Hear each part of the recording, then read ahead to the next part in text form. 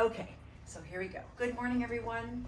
And we are continuing on with the first week of the teacher training, June 2024 at Sewall House Yoga Retreat in northern Maine. And we have been doing the best we can to start to put some of this stuff on YouTube, which is gradually building. And for people that want full classes, we have a few of those, and this is going to be one. All right, so the theme today is inversions, but we're not going to go right into inversions. We're going to talk about what prepares us for inversions. And also it's good just to have a warm-up, do some sun salutes, and then see where that takes us, right? Okay, so let's bring our palms together, our thumbs to the center of our chest, and close your eyes down. As you close your eyes down, lift your spine up. Relax your shoulders. And bring your shoulders down and back. Just a little bit. Good. And sense your spine as a flowing conduit of energy. Could be a river, could be a serpent, whatever you want to imagine. This rod that holds us up in the world. And actually in inversions, it's very interesting because as I was reading about that this morning, I was saying how a lot of people, when you get to like headstand or even shoulder stand or handstand, we're focusing so much on what we're doing with our upper body. However, it requires a strength in the spine and the muscles of the front and the back of your body as well. So think about that right now as we sit. Think of the muscles in the front working inward and the muscles of the back working inward. And as you do that, you may feel more of a slight lift upward. Okay. So now we're going to start with the vibration Om, the universal eternal sound current that we were reading about and discussing yesterday in Patanjali's Yoga Sutras. Let's go ahead and resonate it out with each other on our next exhale. Inhale.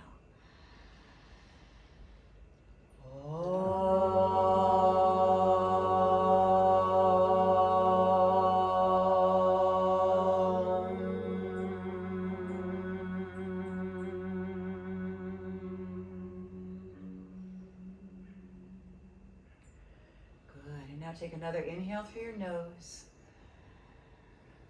Release your hands down as you exhale to your knees and just gently hold on to your knees. Feel the warmth in your hands. It's a warm day, not as warm as yesterday when we did back bends, but it's still going to be warm today, about 90 degrees.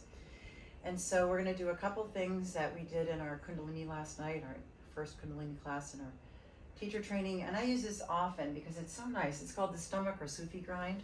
So start to draw a nice circle around from your waist, starting to sense your range of motion. As you arch forward, take it to the side, arch it back, all the way around. Tuning into your yogi breath, which is through the nose. And sensing this nice internal massage for your stomach. So people that have stomach issues, this is a good one, right? It's like we get these wonderful external massage experiences, but some of the muscles and those organs, we can't reach in and necessarily do it that way. So we have yoga to do it that way. And now go the other way. Good. Feel your spine moving. Your spine is not a straight rod. It is a flexible rod, right? Our bones are moving and living and changing all the time, right? Though we represent the bones, though, as something sturdy in our body. That's true. We might associate the bones with the earth element, that strong, sturdy energy. And then bring it back to center with an inhale. Drop your chin as you exhale. This is not unique to Kundalini Yoga, pretty universal that our neck is flexible. So let's get it more flexible as we roll the head now.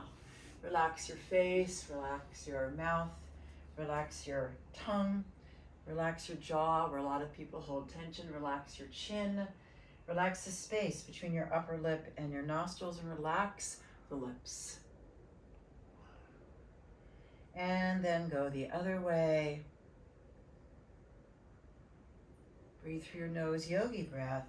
That can be audible or inaudible. If we make it audible, it's going to be more warming.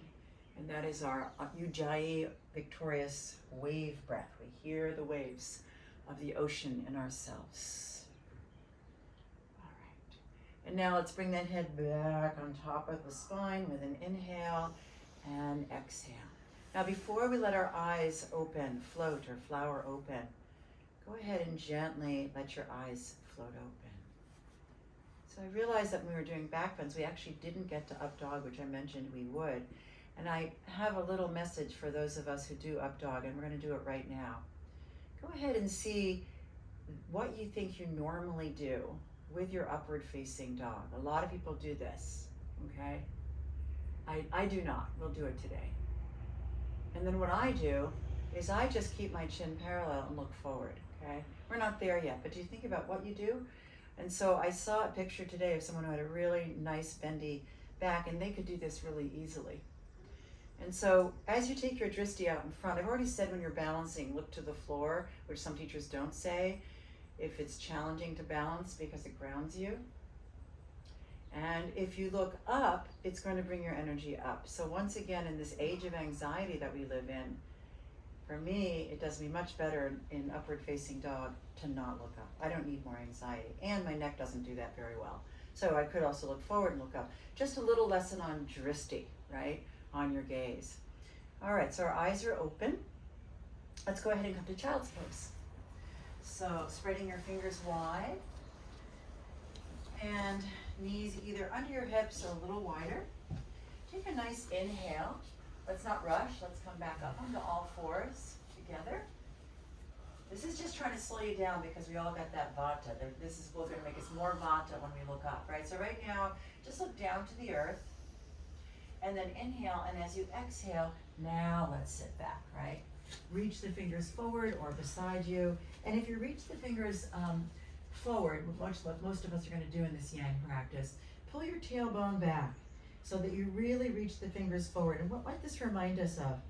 Downward facing dog from the hips to the fingertips.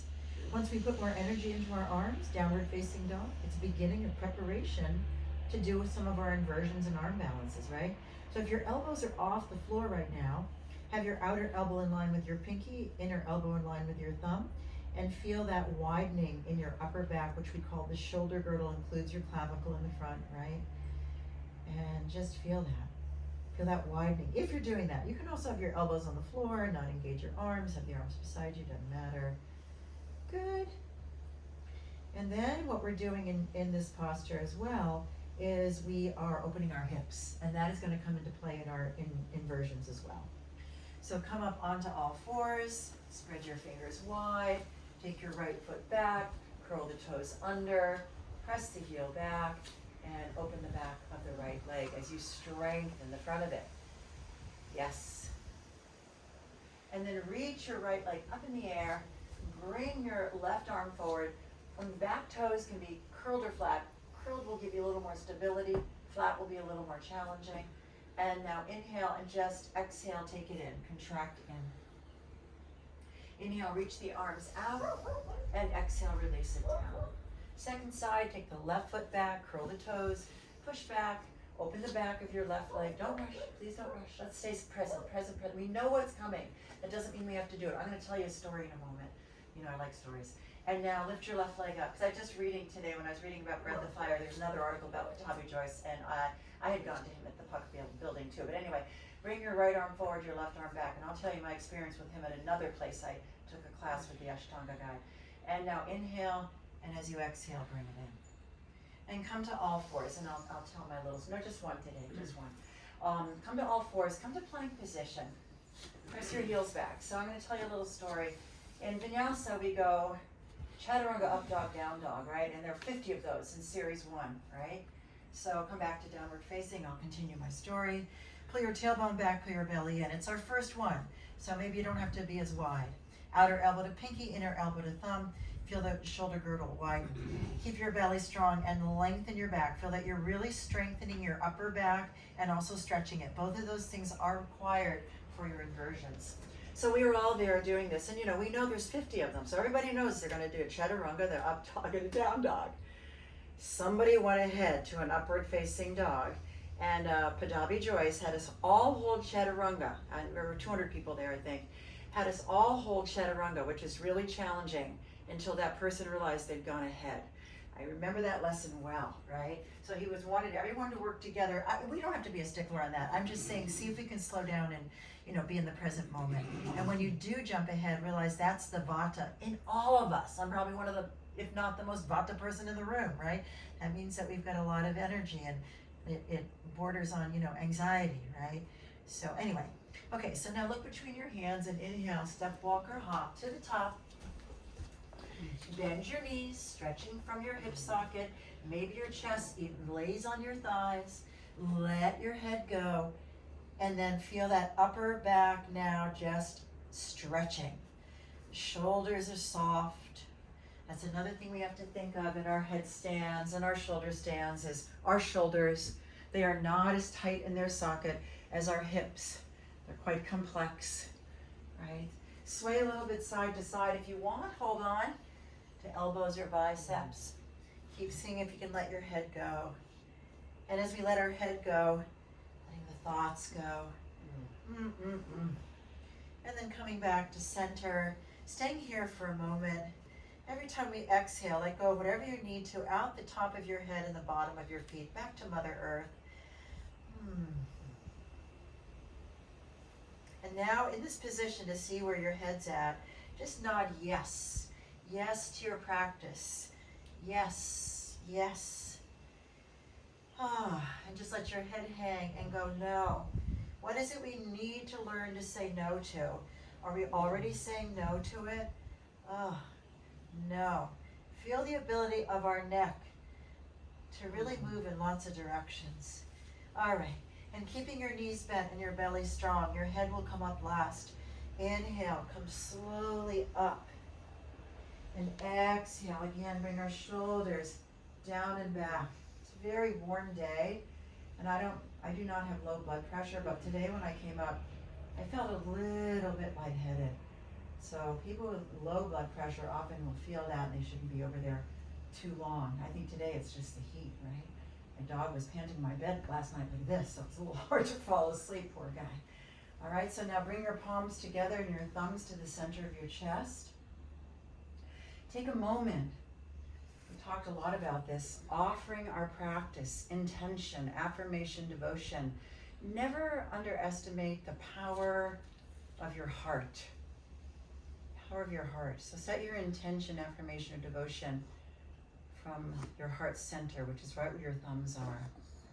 Your heart physically is on the left. The heart chakra or center is right here.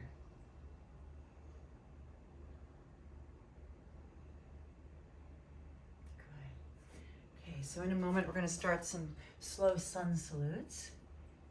And so, inhale, reach your arms up.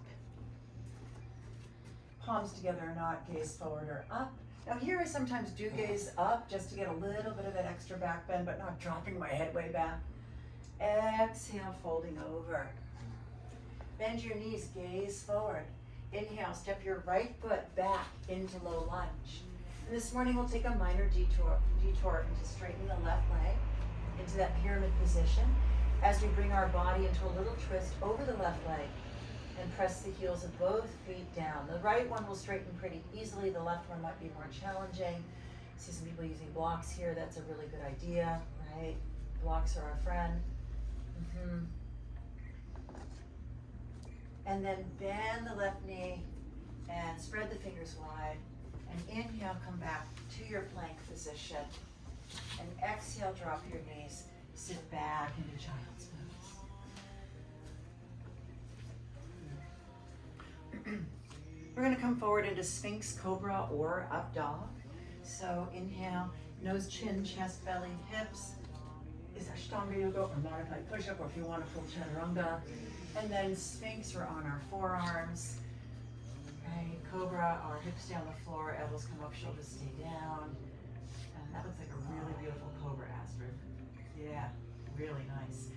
And she's got her shoulders nice and down and back, and her elbows back, and you took her into a straight line. She'd be in a beautiful chaturanga. And now inhale, and as you exhale, come down. Bring your hands underneath your shoulders. Keep the elbows in to use your arms. Shoulder blades down your back. Think about that dynamic, okay? And either coming to plank or maybe coming to your hands and knees. No rush. It's a warm day. It's solstice. It's the highest energy of the day, so we're all going to be a little hyped up. So come on up into downward facing dog with an inhale. Pull the tailbone back with an exhale. And also we got a full moon and all that, so you know it's high energy like this. Maybe if you didn't sleep as well, I heard some people slept well, that's fantastic. And pull the belly in and pull the tailbone back and strengthen your arms.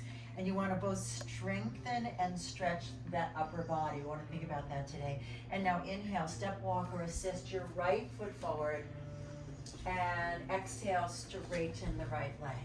Stretch over your right leg. It's a little twist. You're not in the center. Little twist over the right leg. Hands on blocks if needed. Yeah, good, Karen. Right on, and breathe.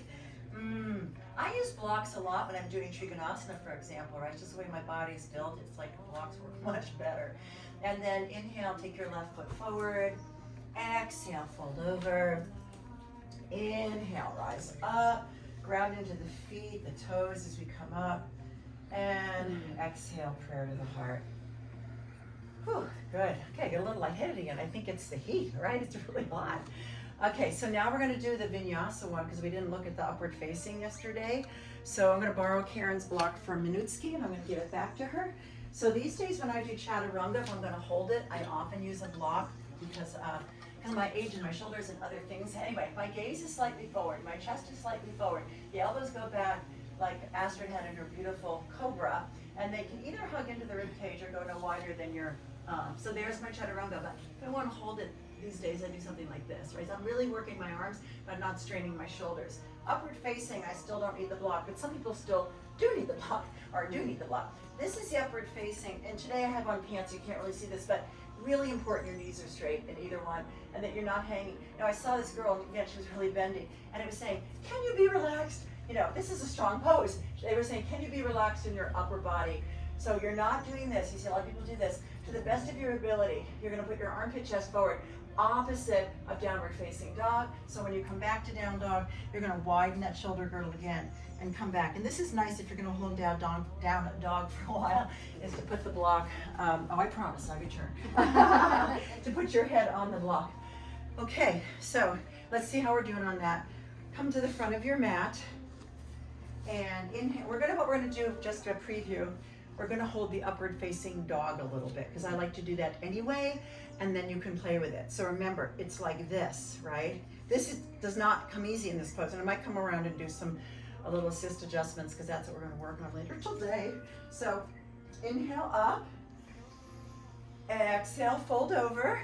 Now if you're gonna hop, even if you're not gonna hop, spread the fingers wide and inhale, come back. Now, what helped me a lot as I gradually learned more about chaturanga is here I go. I'm gonna exhale, take my chest slightly forward so I'm not scrunching my shoulders. I'm gonna take my gaze slightly forward so I don't drop my head off the spine. I think I might have done that years ago. I'm really not sure. Anyway, inhale, and then exhale, bend those elbows, come down, and, oh, that's so nice. And then inhale up. Knees as straight and strong. What you wanna feel is you're lifting your legs against gravity, your hips and legs are off the floor. Spread the fingers. Use your arms. This is going to prepare us for our inversions. And now push your armpit chest forward like, as my younger teacher said, birds are flying out of your armpits. See that? If it doesn't hurt your lower back. Now if I come along and I put my knees in there and I pull back and it hurts your lower back, then that's too much for you, okay? So stay there for a moment. I'm just going to do a little Njit, and there she goes. You're kind of at your max, I think. So that's very good. All right, good. So now let's curl our toes and inhale, come up to downward facing dog. So you're going to see this a lot in Vinyasa. You're going to see this a lot in Ashtanga, right? And of course, those 50 chaturangas per series 1 helps make you very strong in preparation for doing a headstand, a shoulder stand, and the things we associate, handstand, scorpion, that we associate with inversions, right? Pinchamayurasana, the forearm stand, all of those guys. So make your arms really strong here. Do you feel that? And then what I'm going to have you do for a moment, just to use your arms, is you're going to take some tiny little hops, even if you can do a full handstand. Let's not go there right now. So you're just going to do this. You want to keep your arms straight. Boom, little hop. Boom, little hop. Boom, little hop. Okay? So see, you're using your arms. Good. Good. Okay, that becomes aerobic, by the way. Okay, so now we're going to come forward, and you're going to look between your hands, and it's your choice. You can inhale, step, walk, or hop. I've seen people do this at the end of an exhale, but in examining it with fellow teacher friends, we think the inhale gets us there. Easier or better. But so just think what you're doing with your breath, and I'm going to inhale. Inhale, boop, and then you land. Exhale, okay? And then inhale, look forward, and exhale, fold over, and inhale, come up, and exhale, take a prayer to your heart. Woo, okay, well, I'm saying whoo because it's warm and we haven't done that much. All right, so normally we would do 3 to 5 sun salutes. As a matter of fact, if you're over 50 years old, Patapi Joy says that's all you need, your sun salutes. But see, these sun salutes are very strong. So some people over 50, maybe they need the hatha ones, right? The one we did, the first one, a little more gentle, a little more flowy, in a less strong way, less yang way. Okay, so what we're gonna do today is we're gonna think about the definition of inversion. So likely you guys know what that means, but what is, not our teachers that are here, our teacher trainer, what is the definition of inversion? The head is below the heart. Correct, exactly. The head is below the heart. And of course we're doing this on a very hot day where I already got lightheaded a couple of times.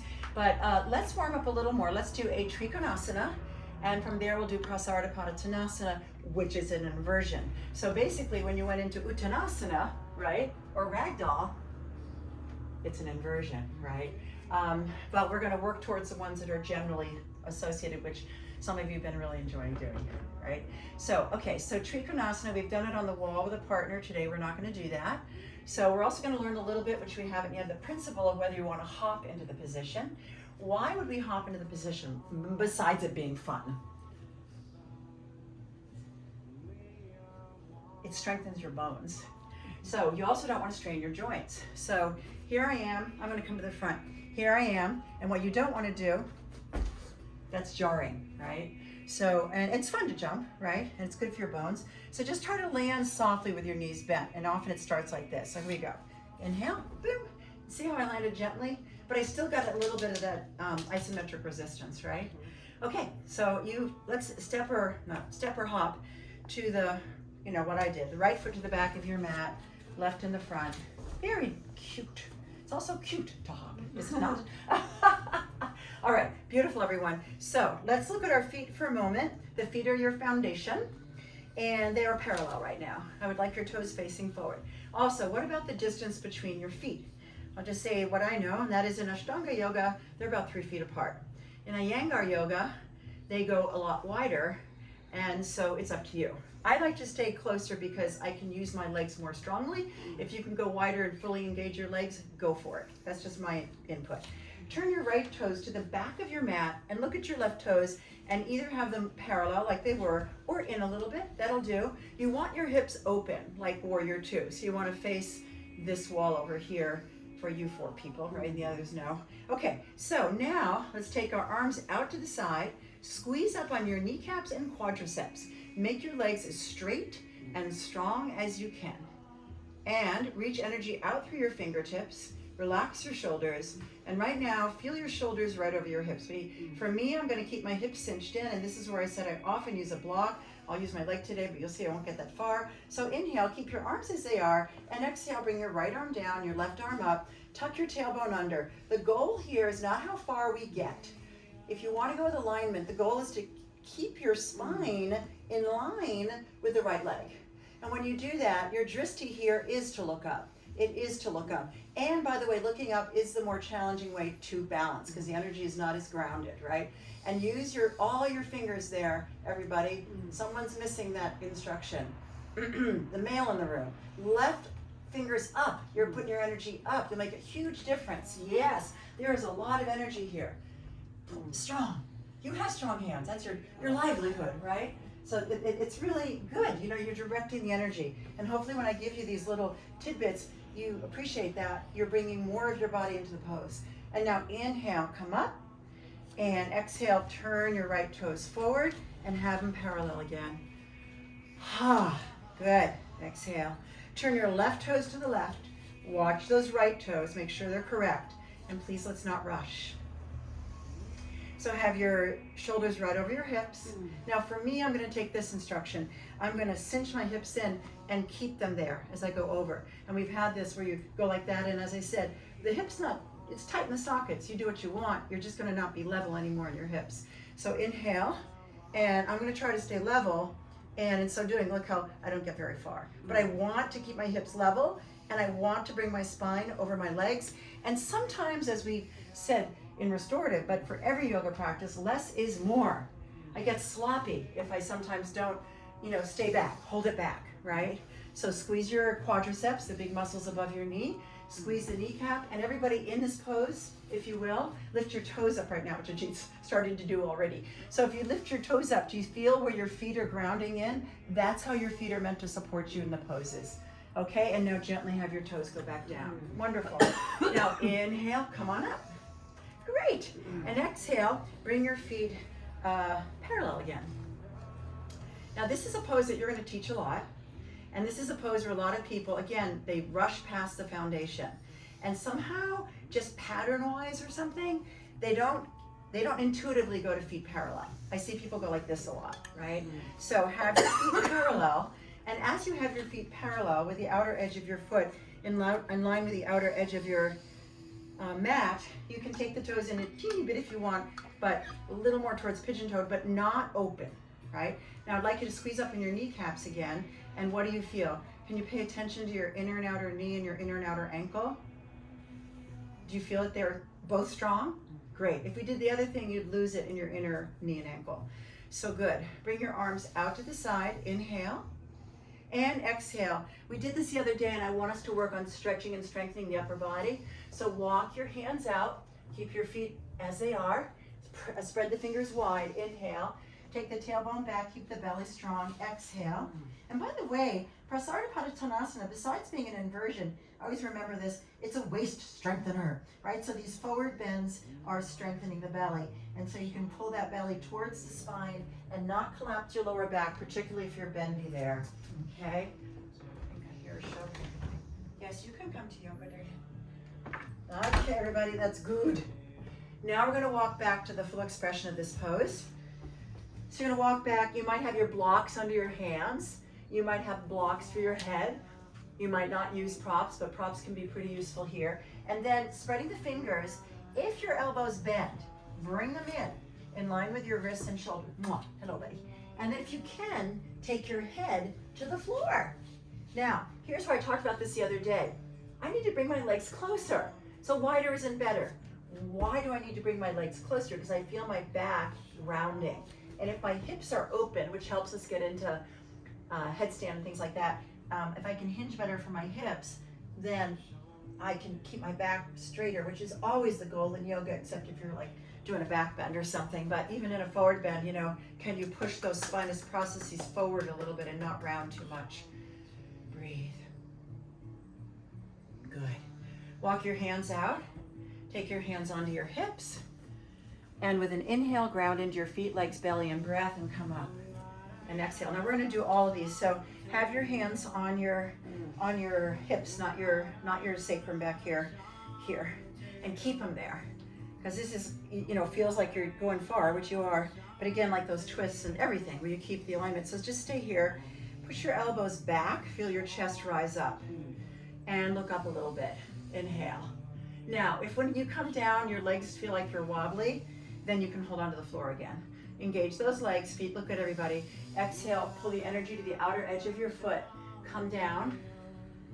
This is the second one. Someone in the room is, I think, on a different one, but we're gonna do all of them today. And it doesn't matter, you do what you are, but I'm gonna bring you gradually into what they do in Ashtanga. So Ashtanga builds really nice, this system. So let your head drop. Bring your elbows back, but your hands are gonna be so tempted to go back towards your sacroiliac joint, but don't do that. Hey guys, that's great, right? Whew, wonderful. And now inhale, come on up, and exhale. Stay where you are. Inhale, bring your arms out to the side. Exhale. Believe it or not, before I got whatever I have, arthritis, frozen shoulders, whatever, as an Ashtanga yogi, some years ago, I could bring my fist to the floor here. Now they barely come off my back, but this is not necessarily the goal. But where does this start? It starts in your hips, right? Not in your shoulders, right? You got to bend from the hips. So bend your knees a little bit, straighten your arms, which I realized in looking at this other YouTube, it doesn't work so much on my arms anymore. So straighten them as much as you can. Straighten them. And then inhale, come forward. And exhale, bring the arms up off your back at least the minimum goal, which I can no longer do, is to have your arms parallel to the floor. And if you can, I'm going to show the room, if you can, and please, this is really an Ashtangi thing, and I don't know how really good it is in the end. If you can, you're going to get your arms way back. But this is really just information, okay? I never know if pushing too hard is one of the reasons I have an issue now. I don't know. Combination of factors. Okay, so inhale, come up, and exhale. There is one more, and you'll have your choices here. So you can take your first 2 fingers and thumb around your big toe. You can take your hands on the outer edge of your foot to pull you. And some people that doesn't work, so they need to hold on more towards the back of their legs. So one more. Inhale, reach your arms up. And exhale, fold over. Now we are probably feeling pretty good in this pose for us. And again, if you get a pretty good range of motion in your hips, get your feet a little closer together and keep coming forward with a straight back. Yeah, gee, that's good, really. And then you decide what you're going to hold on to, right? And then you keep hinging from the hips. This is preparation for headstand 2, right?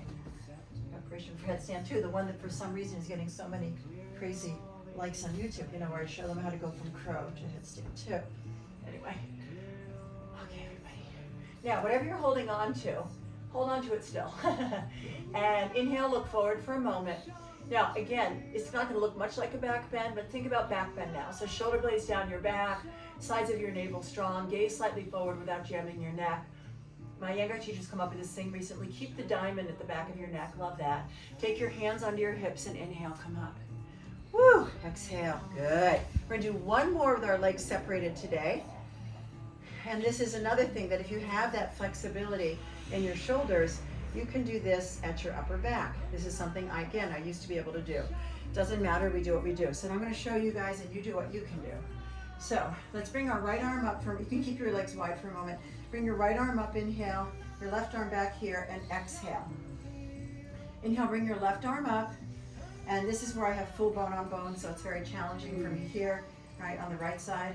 And then do that 2 more times. When I used to do this and my shoulders were better, I would gradually get to where then I held it, and then I could hold my wrists. So these are just, again, information. We're not all looking for our wrists. We're looking to open our shoulders for the next pose, pyramid pose. We did a pyramid in the beginning. We're going to add the arms to do the full expression. Breathe, breathe, breathe. There you go. Really nice. And see, on our tour, you can see that that's cow face pose. It's a back bend. It's a little back bend. We talked about that yesterday. Okay, folks, so now come back, and here's the options. I can't do the first option. This is the biggest option. So let me build to the biggest option. You can do this. You can do this. Or you can try to go like this and take it up your back, right? So that kind of pulled a little bit. I'm very, very tight here now. A little uncomfortable. So choose what. And now, remember the pyramid that we did in our sun salutes, please. And turn to the right and warrior 1 hips. So your left toes are facing forward. You want left hip in line with right to the best of your ability. And then whatever you're doing with your arms, take a moment to look up into a back bend with an inhale. Take your time.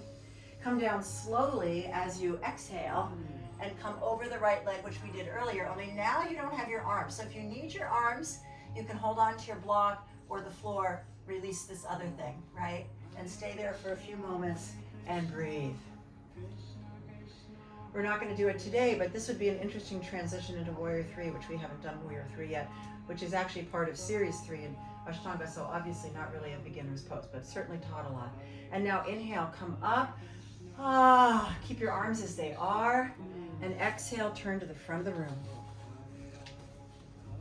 Okay, again, pull the right hip forward, left hip back, just like Warrior 1. And then inhale, take your back bend. Now people that are really open, oh my goodness, they can get a beautiful back bend here. Can you get your chest to face the ceiling? I can't, I'm quite not open there, right? Good, Astrid, good, good, good. And then good, and everybody good. And then come down over your left leg. It's a little bit of a twist, right?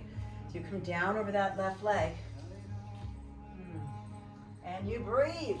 So when you get down here, you can pull that left hip back a little bit, right? And the right hip forward. And my legs are being a little wobbly.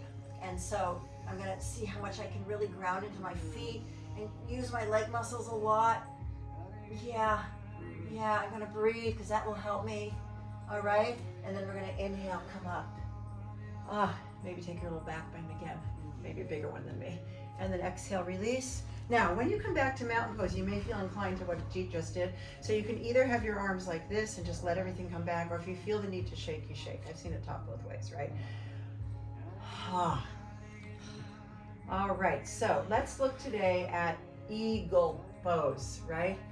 Gomukhasana, Garudasana. I always get those two mixed up. So we did this one, Gomukhasana, cow face, and then I think it's Garudasana, right? The eagle, which you saw. Who saw two of them the other day? You did. I love the eagles up here. You know, at the end of the, the thing we just had, the eclipse, right? It was all dark, and then after, I think I told you, the eagle coming out right over the lake. Okay, so now I can show you the lower body, and I am not too proficient anymore at the upper body. So you're gonna bend your knees. Again, this requires open hips here. And you can put a block over there if you need it. Whoop, foot on the block. Or you can put foot like this. Or you can do the whole wrap. It's one of those wrappy poses. So you flex this foot. Again, the more you engage things, like I was saying about the hand, the foot, really helps.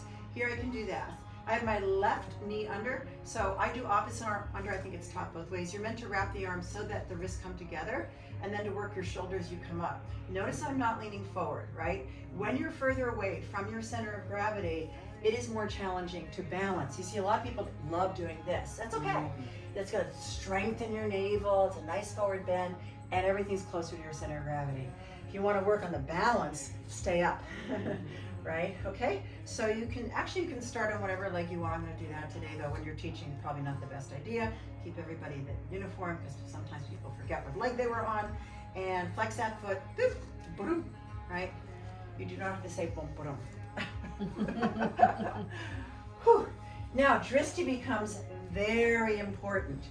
And we didn't look at that so much when we did up dog. I forgot. But, you know, when you're here now, are you looking forward? Usually we don't look up in this pose, right? But if you're having challenges balancing, maybe look down, right? Good.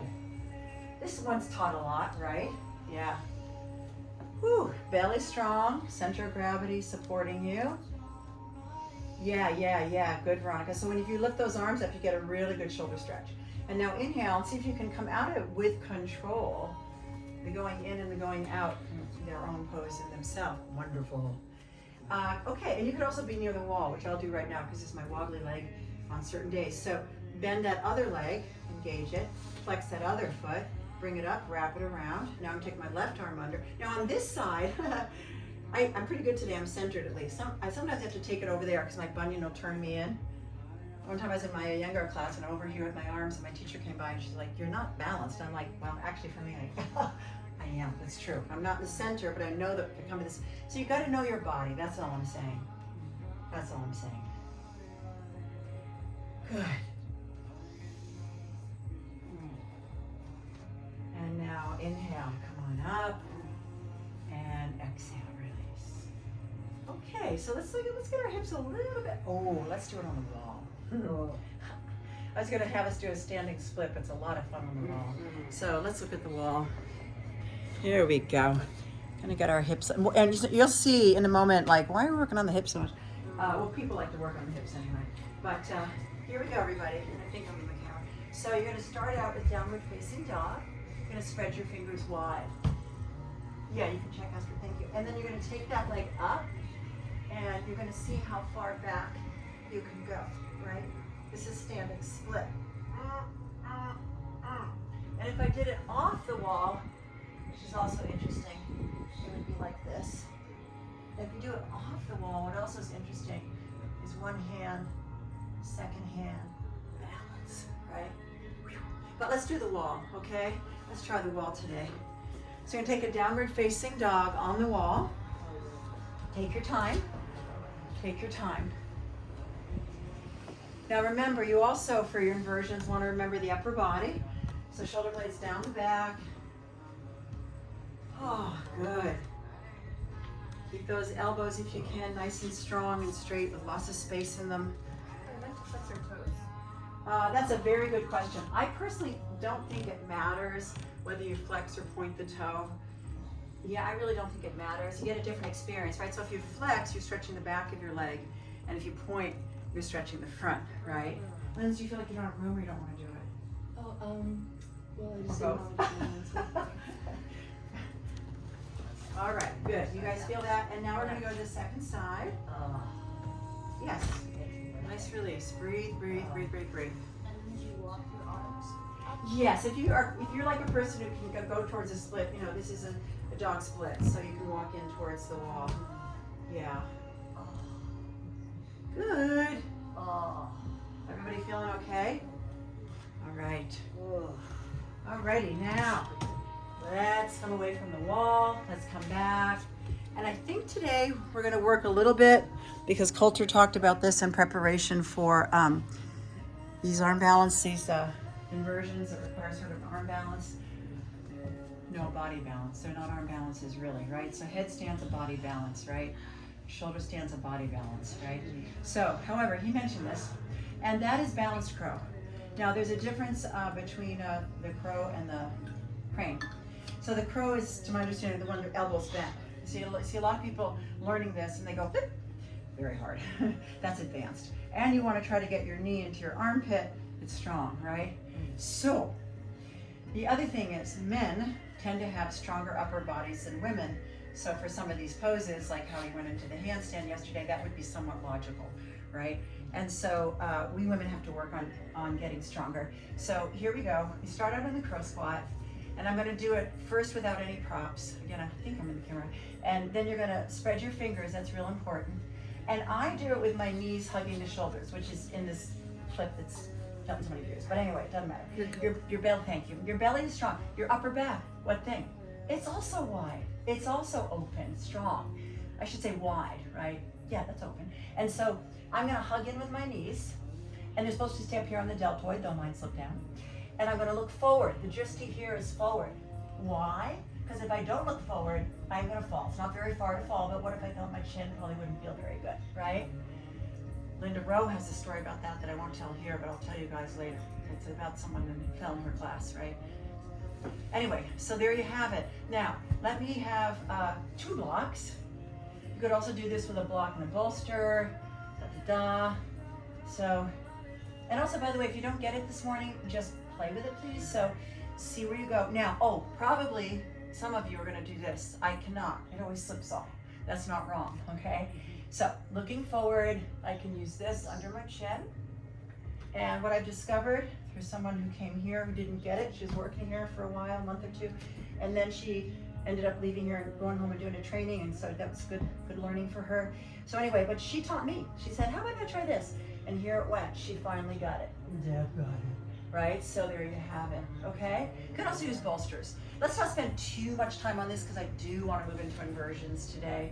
So, but it said it was a good preparation. Can we see why? Because you need to work your upper body into strength, right? And also understand the alignment. And then we'll do maybe one more pose before we start to look at the actual stuff, yeah. And now for Arturo, that's a restaurant in New York, you can drop the top of your head to the floor, I think. And now you can work on the second headstand. Starting there. Good man, good man, good man, breathe. See, this is easier. Remember the other one, you're more wobbly? Look how good he is. Now this is where our dear friend Cindy, who's a little light thing, she can bend her knees and come over. But see, she's bendy and she's prone towards lower back issues. So that's the issue of the bendy people. Very nice young man. Do you know how to go back to chaturungi? There you go. I don't do that very well anymore. But he's gonna go towards this, right? Boom. Bottle. Bottle. Right. Okay.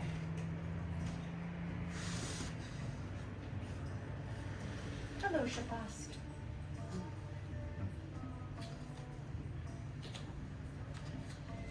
Good, everybody, and that drishti forward.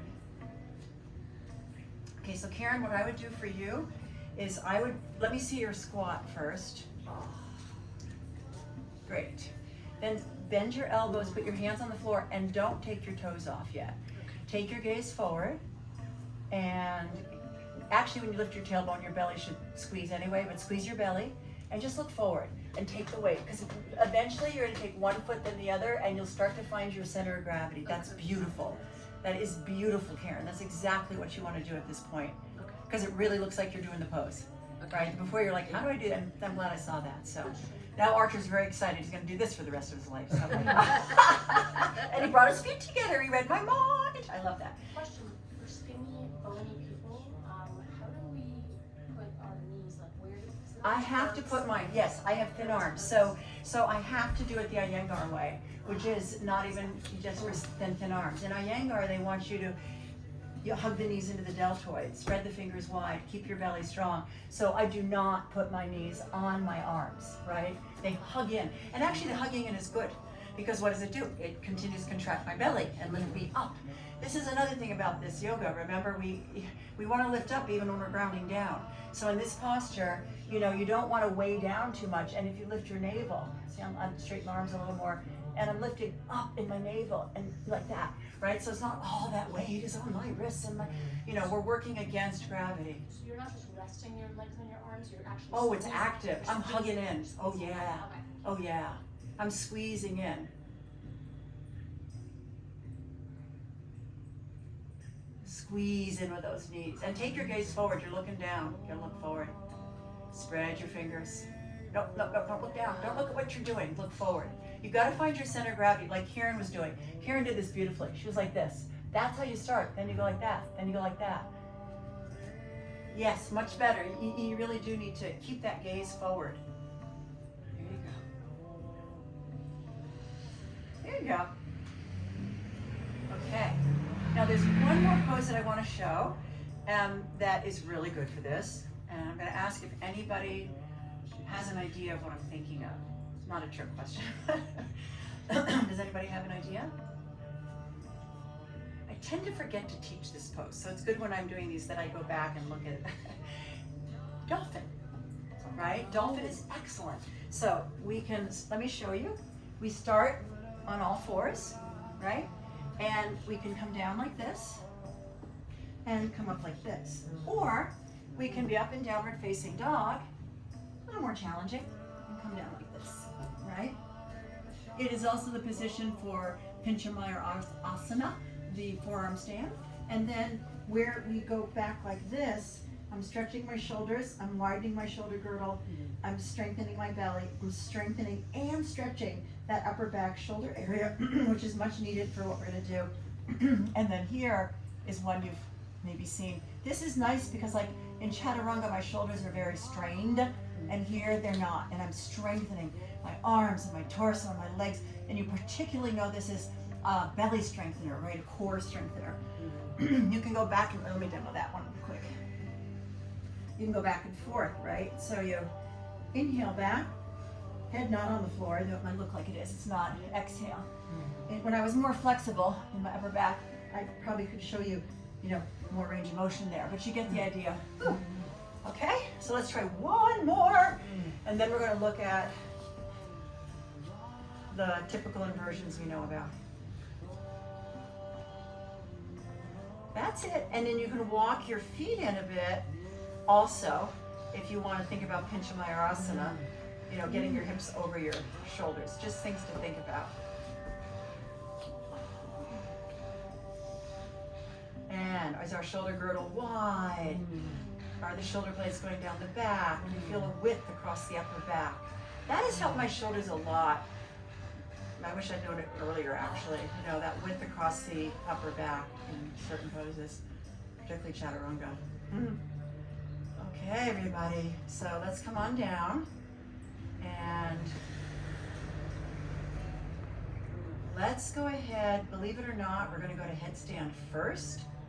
And because shoulder stand is often done after headstand, and so we're going to go to headstand first.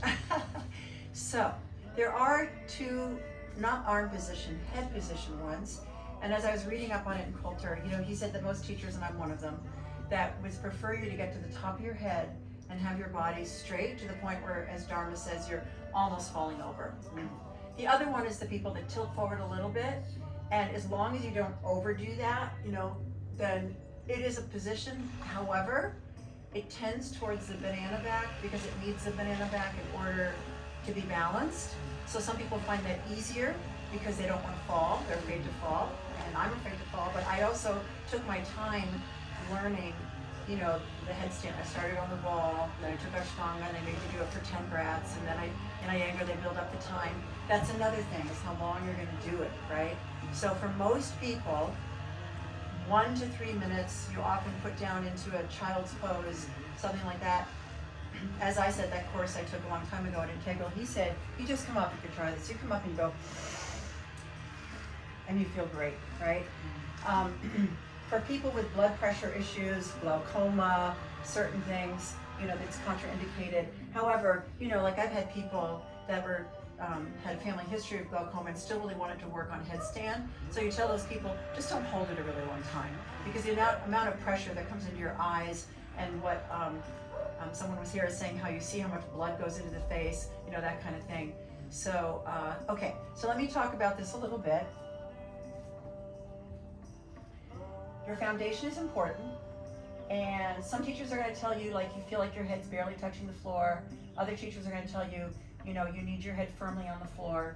And I'm just not telling you there's no absolutes, that's what I'm going to say. But one thing everyone agrees on, this is not a firm foundation. This is not a firm foundation. You need a firm foundation, and that is elbows in line with shoulders, or slightly wider than that, but really slightly. And then I think people need to learn it on the wall, the way I do it, and you certainly do it off the wall if you like. In learning and as a teacher, the tendency is people are rushing and they want to kick up into it, and if they don't have the right thing, they can, you know, fall. And if they don't know how to fall, they could fall on somebody, they could hurt their neck. So top of the head on the floor is the way I say it. And also what it said about those two positions is the way you hold your head is another way that makes you feel safe or not safe. And since I don't do this one, I don't know how to, you know, hold the head to make me feel safe that way. So I'm going to push into my elbows, forearms, and wrists. But, oh, the other thing it said is if you hold this more than like 3 minutes and you are still relying a lot on your arms, it will get very tiring for your arms, right? So you're going to come in, and then where do we need the hips? I keep talking about the hips. This is where we need our hips, right? You need your hips for that flexibility to bend the knees and then come up. And then this is challenging, bringing the legs up because it's going away from the center of gravity. My legs are straight. In Ashtanga, they point the toes. In Iyengar, they semi-flex, an internal rotation of the hips. But here, I want to be as straight as I can, and that's it. So I'm going to come down slowly, and like that. There are variations to headstand, and we might look at those today. You can twist yourself. You can bring one leg down at a time. You can do a full lotus. But let's just work on that, because I know for our people here, you're really enjoying it, and for some of you, it's relatively new. So yeah, any question? I'm not recommending this one right now, so that you can feel this one, and you definitely really can use the wall, because as I've been saying this week, the middle knuckles on the wall, and really people don't want to be on the wall, but I'm working on avoiding the banana back. I'm going to go to the top of it. The way I measure it is seeing the student's forehead, like their whole forehead. And then here, you can kick up if you want. See, I'm not even touching the wall. Or you can try that one with the bent knees, right? Which is really challenging. So when someone asked me yesterday, is that navel? It is navel, but it's also the strength of your upper body. And again, like Archer can do that because you've got the upper body strength. And so that's good. And so there's Chi-Chi, right? So there she goes. Nice. Okay, so you're pressing into your elbows, forearms, and wrists, head on the wall, unless you're proficient at this. Not head, I'm sorry, your knuckles on the wall. Actually, your head kind of does touch the wall at the beginning. That's great, Veronica. It's okay if I try it without the wall. What's that? It's okay if I try Yeah, absolutely. I think you're good on there. There, Karen, you didn't need help. Wahoo! Archer, how are her elbows? You've got a view. Is that one still wide? That one? A little wide. Yeah, you got to have it there, darling. Yeah, good. There you go. Perfect. And she adjusted it while she, Karen, you are coming along. Okay. And very good, Archer. So take your time. That's the other thing. Take your time. Do not rush. Excellent, excellent, excellent, excellent, excellent. Okay, stay there for a moment. So there's this thing called piking, and he's doing it just ever so slightly because that's the thing to fall. Stay there, my friend. And now you're up straight, okay? You feel that? Yes. Okay, now you feel like maybe you're about to fall, but you're straighter. And when you're straight now, oh, that's just good. I don't have anything to say. Do you see anything, Karen? I think it was great. Beautiful. Yeah. Progress. This is what happens. By the end of the 3 weeks, you will be stronger. And then if you go home, you have to keep practicing this much. Well, you are going to go home. Oh, I wasn't planning on it. Let me see, Astrid, can you, this is something I thought for you, sweetie, with those adductors and maybe hips tight. I thought about you. That might be one of the reasons the bend knee thing is a little hard for you. I'm not sure, but when I read that, I was thinking, aha, that might be what's going on with Astrid. So because when you're doing this and it looks like you're having a little problem and people think it's just navel, navel, navel, it's also the hips, see? It's the hips. Yeah? I could be I'm wrong. not sure if that was that. You need flexibility in your hips to do this. Yeah. And as you bring your knees up, it could be not as easy for people to tighten their hips to do that. I have no idea. Yeah. Believe me, that was something Okay. I had a little more of a revelation this morning when I was reading Coulter, even though I've read him since 2009, since I've been offering these. You learn something new every day. So I'm not saying that's the case, but let's look at it again. You're looking good. Yeah. And then I like that you're trying with the bent knees, okay? So come in, and I could be totally wrong, and one knee, because you're fit, right? Yeah, one knee, then the other, find the wall, fall into it. I'm gonna help you. Okay, stay there. I'm not gonna help you get up, I'm gonna help you feel the bent knee things. It may or may not work. Bend your knees, please don't panic, because I'm gonna get a little bloody nose. There you go. So I'm not behind her, but if I bend behind her and she panicked, I could get a bloody nose, right? This is what you need to hold, and all I'm suggesting is maybe this is not, facile, right? I could be wrong. I keep saying that. But anyway, I thought it was an interesting reason why to work the hips, right? Because it is nice to go up that way. And work the hips, how would I do that? It's just more of this. Okay. And I could be wrong, right? Because for you, it's more this, am I right, than it is this? So Yeah. this is hip flexibility too. This is more your adductors.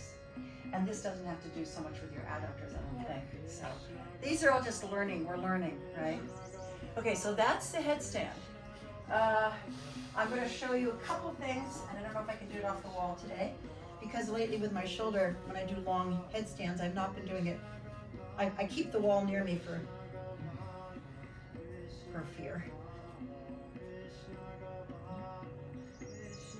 Okay, he's singing Krishna Gopala, and a girl was here once, and if you listen to it, it sounds like Fish Like Obama.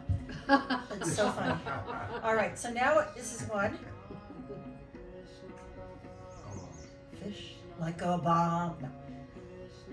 Right, and then you would do this, but first you do the other one, but I'm not going to do that for time purposes. Right, woo, and then you can twist, and even though this is little, it feels really big. Okay, did you see me twist to the side? Mm-hmm. Woo. And then there's full lotus. I'm gonna go near the wall just in case. I'm not on the wall, but I'm near it. Good enough. So you're gonna come up. Here's my headstand. Fish like Obama. And you can sing while you're doing it. Just kidding.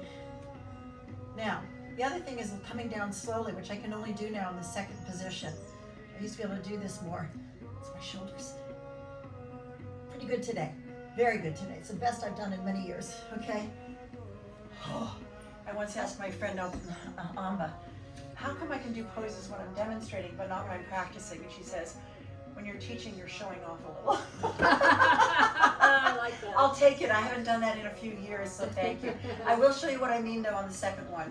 On the second one, I can come down slower, okay? So here we go. Here's the second one. Again, I'm not on the wall, but for some reason, my shoulders, it's my shoulders. I can come down slower, right? A lot slower. See? Isn't that nice? Oh, control. See? Ba-doo. Okay? Headstand. Now, time-wise, does anybody want to try this one moderately quickly, but we don't want to rush? Or shall we move on to shoulder stand and plow? Are we good for headstand for today? I know you guys always love to do headstand. I have your permission to move on. Okay. You already did it like 3D, like he wants to do it again. It's like, oh, okay. No, do you want to? I mean, you already did it. Because it looks the same, maybe what I do, but I definitely every time I do, I feel better and better in terms of my neck.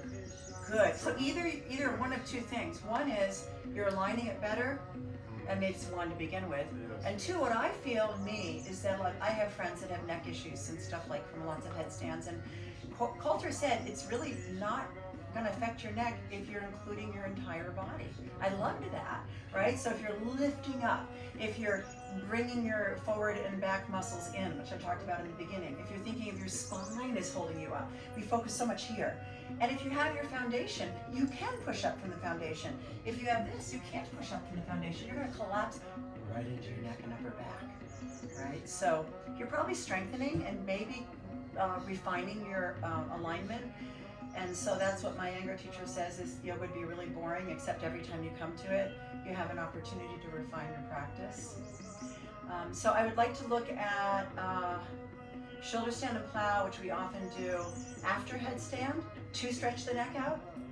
So we're going to, remember I showed you yesterday with the 2 blankets, and so I will show you the 2 blankets because it really makes a difference. But first let me show you without and some variations.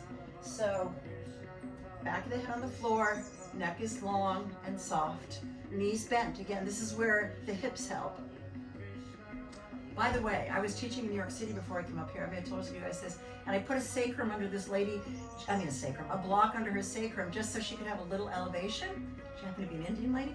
And, you know, she didn't look like she could attain a plow. But I put it there, and all of a sudden she's here. And after class, she said, I've never done that pose before. So you never know. You give somebody a little assist, a little prop, and bingo, they're there. So anyway, back of the head there, and so we are going to go to shoulder stand. Elbows in as close as you can, kind of like your headstand. Mine don't go in that much because of my shoulders, but you can also strap them, and that gives you stability. However, it can also, if you lose your balance, it can injure your shoulders. So here we go. I'm going to come in, and this is the first one you're going to see, and that's fine. People are going to have, as a matter of fact, the legs over here is good because what I read was this. Now I'm putting a lot more work into my hands. Here there's more even weight distribution. So then we're gonna go ahead and see if we can get our hands up the back. And now the chest comes to the chin. You never want to make the change the chin to the chest. And you reach up, and ideally your feet are over your shoulders. So I know I'm piking a little bit this direction. I know it should go back like there, which as you saw it does with the blanket. So variations here, candle pose. It's a balancing pose to begin with, and now it's more of a balancing pose, right? Okay, I already showed you. I'll do it on the other side. Here's my second lotus pose. And when you do that in this pose, you always bring this up here. This leads to embryo pose, right? You can also do a fish from here with your full lotus, right? Your Matsyasana. Oh, there's variations, my goodness. You can go here. Now we're in plow, sorry, I've switched to plow. And then halasana, you come up, as they do in Ashtanga. Okay, so while I'm in plow, I'm gonna show you variations there. So here we are in plow. So this is if you wanna stretch the back of your legs. This is a classic one, people with tight hamstrings. This is where you wanna get them to work. Me, it's the back of my knees. They're still not straight, maybe that's just the way I'm built, whatever. And and then this is for the hip. Here we go, hip flexor thing again. It's also a really good stretch for my spine. And I'm gonna see if I can get my knees to the floor. And if I wanna stretch a different way, I can bring it here. I can bring it here. And you can land on your knees. Hope Shopi's not there. Come up, oh, he is there, hi. And do a camel. And again, come back down. And this is fun and interesting because if you don't get the other shoulder, you're gonna topple. So let me see if I can get this today. I'm gonna get on my other shoulder. I didn't topple. And then I'll go to the other side or I'll come back to my plow. Lots of things to play with. Before we proceed, I'm gonna show you the blankets. And then I'm gonna let you do it, okay? Oh, thank you, Lance. Now, I did not explain this. Question? So I didn't explain this because we weren't on inversions, and some of you are doing this like with the tassels over here. You want this folded, and 2 may be very high for some of you. They're like, Iyengar yoga where you do this. You just do this. They don't do it without blankets. 2 is the minimum there. And what you gotta realize is now it's really a balancing pose, right? And now you could really topple. And so again, at home in New York, I don't have yoga blankets, so I use a bolster. And in order to get up on that, I do what I did for that Indian lady that got her pose. I have to do that, right? So I may not have to do that here, but I'm just gonna show you. Actually, I'll do both. So here I am. And this is the crucial thing. I took from one teacher, not the one I normally take from, and he was really good. And he's like, you're supposed to just get up and not adjust, not adjust. Well, I sometimes have to adjust. So up I come. I'm pretty used to this, so today I'm right where I want to be, which is my shoulders at the edge. So some of you had your shoulders back there. And the other thing, of course, is when you come up, the shoulders come off. So what you want to remember in these poses, shoulder stand is on the top of your shoulders, called the acromion process, and you want to be right on that, okay? And so now, as I think it happened when I showed you yesterday, I think I'm going to be more vertical. So I can't see my feet now. That's good. Am I more vertical? Yep. I think I am. And again, you can do those same variations I did in headstand. We did that in Iyengar. It's not just Iyengar, right? But I'm not flopping my legs here. I'm going fast. You don't go fast, really. You engage your legs. And like this one, you want to keep your hips aligned. So if I drop my left hip, even though I kept my leg down there, that's probably not what I want to do. Okay? And then fish Matsyasana is the counterbalance to this. And you can do Setu Bandha Sarvangasana, which I do very sloppily on blankets. So let me see if I can do it without a blanket. Because I practice it on a blanket, but I don't do it very well on a blanket. So here we go. So I'm up in my shoulder stand. I put my weight back here. And I'm going to go into what's called bridge pose. I think you all know that, right? Notice I'm keeping this foot back here for weight. I have to focus on this. This is really good to strengthen your psoas muscle.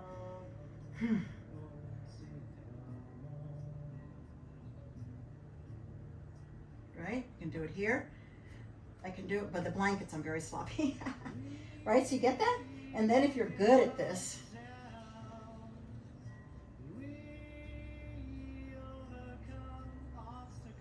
you overcome obstacles. That's what he's singing.